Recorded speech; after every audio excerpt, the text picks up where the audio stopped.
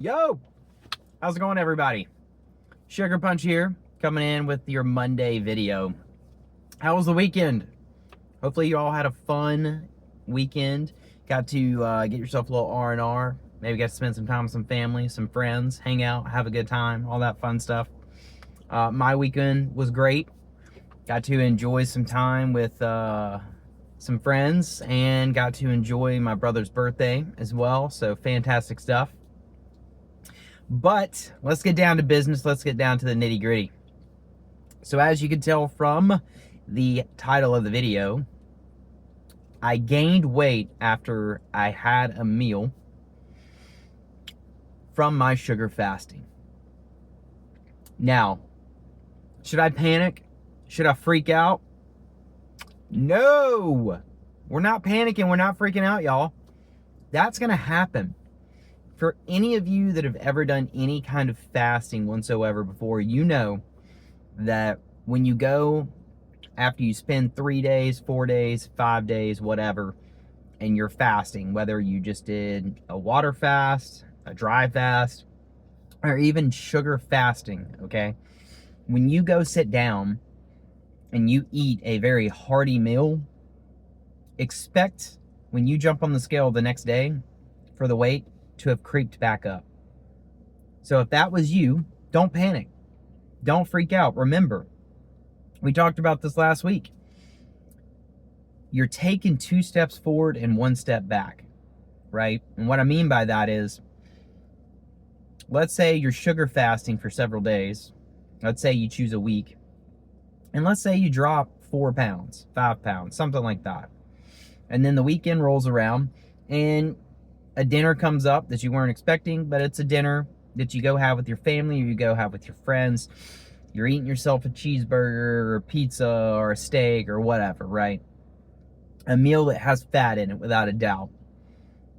And then you jump on the scale the next day and you go, oh boy, I gained 2 pounds or 2.5 pounds back. Don't freak out. Don't panic. Because the great thing about the sugar diet and the great thing about sugar fasting in general is when that happens, you just get right back on it. Get right back to the sugar fasting. Boom. You'll reset the damage that you did very quickly. Like, extremely fast. And for myself, on Saturday, I hung out with some friends I hadn't seen in quite some time, almost a decade. Crazy. And we went and we had some barbecue.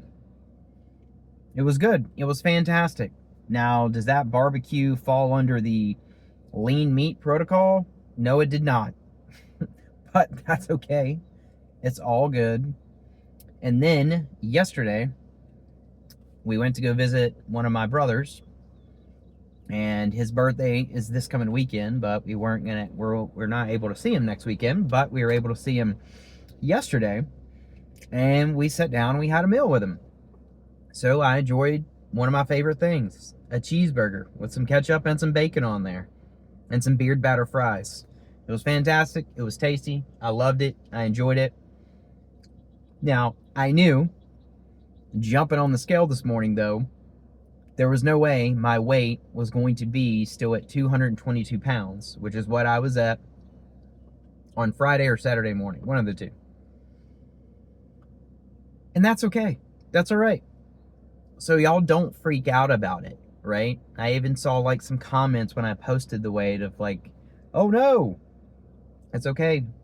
It's not a big deal, right? There's plenty of people who are posting their experience of sugar fasting and sugar dieting, and particularly after they've sugar fasted for several days and they've done a refeed meal, all of them have the same experience. They all gain weight back, because just think about it. Like, you're going, for example, a whole week, and if you're just sugar fasting and you're just taking in fruit, right, or some candies, some smoothies, none of that stuff is like real bulky food that has a lot of weight to it, and it doesn't have fat to it, right? And the protein on it is rock bottom. But if you go sit down on Saturday and you have yourself barbecue with some ribs, right? Or you go have yourself a cheeseburger, That's thick, big food that has fat with it and has protein with it. So naturally, your weight is going to kick back up, right? But that's just a part of it. Remember, it's 2 steps forward, 1 step back. That's what we're doing. Now, something that I'm doing a little bit differently than most this week is that I'm going to do sugar fasting and sugar diet alternating between days, right? So today is a sugar fasting day because I just wanted to get a sugar fast in because I ate a heavy meal Saturday night and Sunday night, right? So that's the game plan. We're going to get that in today. What have I had today to this point? Well, I've had water. I've had lemonade. I've had some dried fruit snacks. And I've had some gummies, a little bit of candy. And what am I going to have when I get home? I'm just going to make myself a smoothie for dinner. That's all I'm going to have. That's all I'm going to do. I didn't count my calories. I'm not going to count my calories. I've got no desire to do that. I'm just eating intuitively, right? And so that's another question I guess I'll address too is I know some people wonder how many calories am I supposed to eat when I'm sugar fasting? And the answer is, it's up to you. It is really up to you. Now, if you want to be someone who goes online and goes to the TDEE or whatever calculator and put in your measurements and look at your daily calorie intake and do that yourself, sure, go ahead, do that. But if you're someone who has no desire to do that, you don't have to. Just eat intuitively, right? And I know a lot of people want to know, like, what exactly do you eat? Like, how exactly do you eat it? What time do you do it? How many times per day? And I just have to be honest with you all. It is different every single day, all right? And I know that sounds like a cop-out answer, but it truly is. And I'd be lying to you if I told you that my meal pattern was the same every single day. It's not. And one thing I'm not personally is I'm not someone who likes to sit down and have like 3 big meals per day, you know, the classic breakfast, lunch, and dinner. That's just never really been my vibe. It just depends on what my schedule looks like that day. But a lot of times for me, breakfast is always very light, very easy, unless if it's the weekend, right? And now that's been in the past. Nowadays, I don't do any kind of big breakfast anymore, unless it's, well, I just don't do any big breakfast in general anymore. You know, every once in a while when I'm like sugar dieting or sugar fasting, I'll do a smoothie. That's it. And then that works for me, and I just keep rolling throughout my day, and I'm drinking water or having lemonade or having some other kind of juice.